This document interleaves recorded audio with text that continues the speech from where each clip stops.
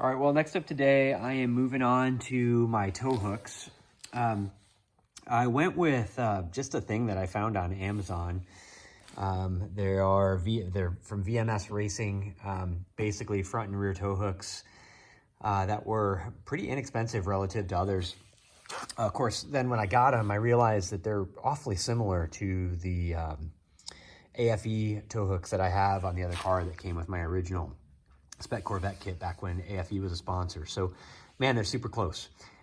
These guys are, in fact, different part numbers. So let me rotate that so you can see it a little bit better. So that is the rear hook, and that is the part number for the front hook. But they are, in fact, identical hooks. The only difference in the kit is that one of the kits comes with nutserts, basically, and those nutserts are required for the front end. The back end actually mounts up to a stock location, which is right up here. So essentially, it mounts up to the same mount that the exhaust mounts up to. So you effectively just unbolt the exhaust and then put the tow hook in, and it slides back out through that vent, and basically you've got your rear tow hook. It's exceptionally easy. Up front, it's a little bit more complicated. But again, not too big of a deal. Now, the downside of these hooks as opposed to going with like the AFE ones is these don't come with any instructions at all. You're pretty much on your own. So you would have to have installed another tow hook like the AFE to know that that's actually where you mount it, because there's nothing in the instructions about it.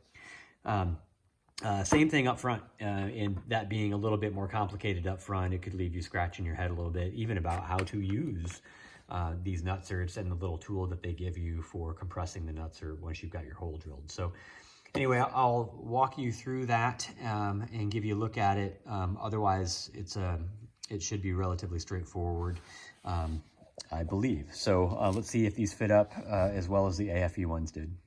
All right, well, here's my rear tow hook. See, I went ahead and put my decal in, figured I'd put it in up high, because when you look at the tow hook, it's awfully freaking obvious that there's a tow hook there. So if somebody's line of sight is higher, it'll point down to it. Anyway, so here's the tow hook sticking out. It's very much like the AFE was. The only thing I dislike about a tow hook like this is that you've got basically a rigid tow hook sticking out the back of your bumper. And there's a decent chance you're gonna get a little love tap at some point in time if you're out there racing. So this thing might get bent up. I guess that's the nice thing about having an inexpensive one, but it's the downside of this design. Other ones I've seen have been hinged, so they just kind of lay down and they flap. I've also seen some that are like a strap. I think Sparco makes one that's like basically like a seatbelt material, a strap that hangs down. So those are other ways you can go. I just went this way in particular because it's easy and it's what I'm familiar with. So anyway, I'm gonna move on and get the front hook installed now, and more on that as I get moving with it. All right, well, checking back in. I am working on the front end here.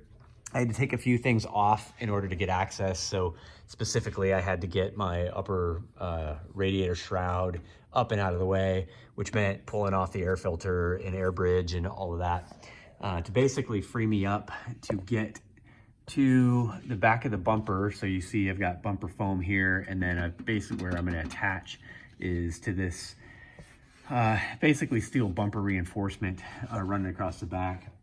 I've got my tow hook kind of sitting here in place, but effectively you'll notice there's like a tiny little notch in the back of the front bumper foam. And that's effectively where you're going to line the thing up. So it's just going to essentially sit right about there. So in order to get this going, I'm going to have to drill some holes. That's going to be a two-handed job, so I won't record that, but I will get my hand back and then go ahead and mark those up, and then drill some pilot holes for my nutserts. So I'll check back in with you here momentarily. All right, well, I've got my first nutsert in. I'm about to do the second one. Some things about this that are not intuitive, so figured I'd just pause to walk you through it. So first off, the nutsert is here up top. The tool itself is essentially just a spacer. This is a non-threaded spacer.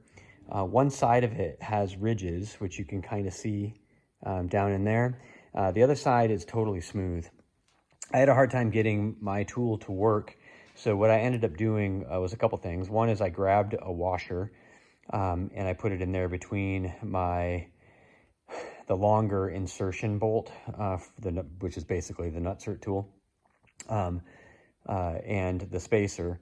The second thing I did is I took some anti-seize, which you can see all over my fingers. I put it on the threads. I also put it up top so that basically the bolt that I'm tightening down could spin freely, but not spin the Nutsert. I was having kind of a hard time keeping the Nutsert from spinning as I was cranking the thing down. But with the anti-seize, actually got it to crush down and work out just fine. So anyway, that kind of did the trick for me. Essentially what's going to happen if you're not familiar with these is the Nutsert's going to mushroom down where you see these splines up top. That's going to keep it from falling out and also keep it from spinning. So you just you'll feel it start to break loose. It'll get easier. And then once it starts to firm up again, you know, pretty much you've got it pretty much squished down as far as it's going to go. So anyway, that's the trick. I'm going to go ahead and put this other one in, and then I will get that'll be it. I'll be able to just essentially grab the shorter bolts and mount up the tow hook.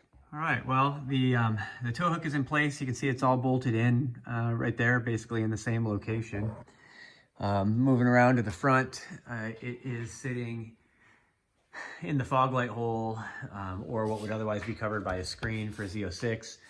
Mine did not have screens for whatever reason. It doesn't matter though, I was basically going to block this off. So I will still do that, except in my block off plate for this opening. I'll just have to cut a little slit for that to go in, but that's fine. It won't really allow much air at all through, so it'll still keep air from getting trapped underneath there. But anyway, that's it for the tow hook. It's in. I will basically get my decal on there, and that will be a done deal.